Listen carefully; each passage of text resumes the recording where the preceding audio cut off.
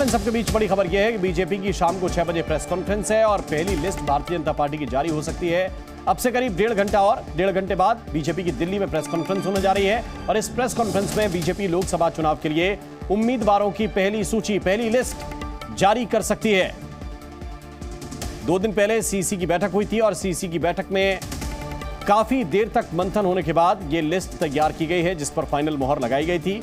जानकारी है कि लिस्ट में 100 से ज्यादा, 100 से 150 के बीच में नाम हो सकते हैं और बीजेपी की ये पहली लिस्ट है जिसको Bharatiya Janata party press conference के माध्यम से जारी करने वाली है।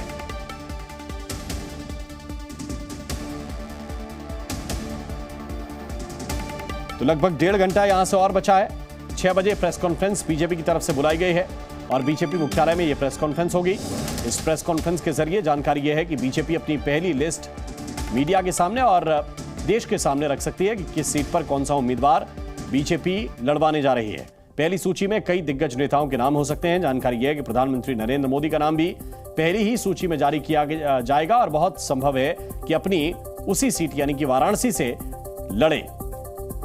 अर्जुन राम मेघवाल बीकानेर से नाम हो सकते हैं। जिन दिग्गजों का हम जिक्र कर रहे हैं, गजेंद्र सिंह शेखावत आपको जोधपुर से चुनाव लड़ते नजर आ सकते हैं। इसी तरह ओम बिरला एक बार आपको फिर से अपने क्षेत्र कोटा से चुनावी मैदान में नजर आ सकते हैं। स्मृति ईरानी फिर से अमेठी सीट पर, जहां की वो सांसद हैं, वहां से चुनाव लड़ सकती हैं। ज्योतिरादित्य सिंधिया के लिए यह चुनाव नया होगा क्योंकि वो नए दल यानी कि बीजेपी के साथ लड़ेंगे, लेकिन अपनी परंपरागत सीट गुना से लड़ेंगे। वसुंधरा राजे झालावाड़ से चुनाव लड़ सकती हैं।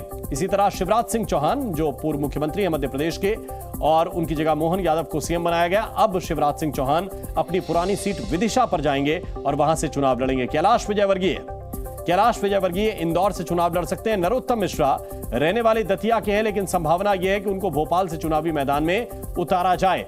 रमेश पोखरियाल निशंक अपनी पुरानी सीट हरिद्वार पर एक बार फिर से आपको चुनावी मैदान में नजर आ सकते हैं। तो कुछ दिग्गज नाम जिनका आधिकारिक ऐलान होना बाकी है, उनकी परंपरागत सीट पर वो एक बार फिर से चुनावी मैदान में नजर आ सकते हैं। वाराणसी से नरेंद्र मोदी, इनका नाम इस लिस्ट में हो सकता है। लखनऊ, जहां से राजनाथ सिंह चुनाव लड़ते आ रहे हैं, एक बार फिर से उनको लखनऊ से ही उतारने का इरादा पार्टी ने किया है। इसी तरह गांधीनगर से अमित शाह अपनी पुरानी सीट से ही चुनाव लड़ते हुए नजर आएंगे। तो दिग्गजों का ऐलान कुछ देर में होने वाला है। शाम को 6 बजे प्रेस कॉन्फ्रेंस बुलाई गई है और इस प्रेस कॉन्फ्रेंस में ये नाम हो सकते हैं। शिवराज सिंह चौहान संसदीय चुनाव में उतर सकते हैं, प्रदेश के बाद देश की राजनीति करेंगे। नरोत्तम मिश्रा दतिया से विधानसभा का चुनाव वो हार गए थे और उन्हें लोकसभा में भोपाल से पार्टी उतार सकती है, मौका दे सकती है। प्रज्ञा ठाकुर का टिकट कर सकता है। गुना से ज्योतिरादित्य सिंधिया चुनावी मैदान में अपनी परंपरागत सीट पर, सिर्फ सिंबल बदलेगा। उनका घराना, उनका पुराना परिवार, उनकी पुरानी सीट संभवतः गुना ही रहेगी। झालावाड़ से वसुंधरा राजे, अगर ऐसा हुआ तो 2 पूर्व मुख्यमंत्री लोकसभा चुनाव लड़ेंगे।